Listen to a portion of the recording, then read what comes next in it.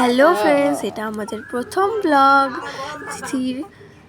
তো এখন আমরা হচ্ছে টিফিন করছি। তো দেখো তিথি ঠাম্মা নিয়ে বসেছে আলু ভাজা পরোটা, আমি নিয়েছি কর্নফ্লেক্স, তিথি খাচ্ছে দুধ।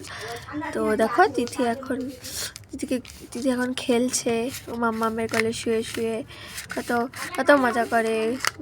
তারপর হচ্ছে এখন ওকে একটু মাম্মাম ঘুম পাড়ানোর চেষ্টা করছে, ও কিছুতেই ঘুমাবে না।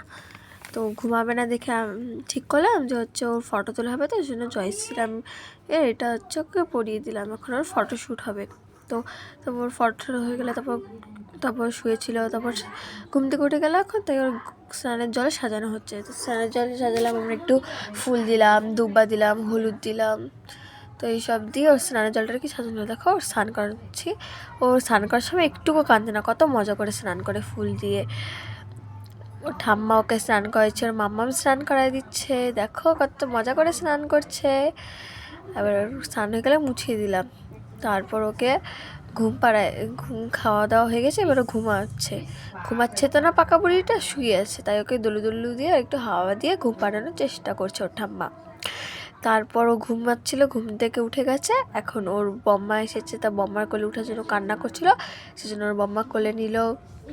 তো দেখো বম্মার কোলে উঠে কতই খুশি, দেখো না তোমাদেরকে বলছি একটু হাসো, করছে।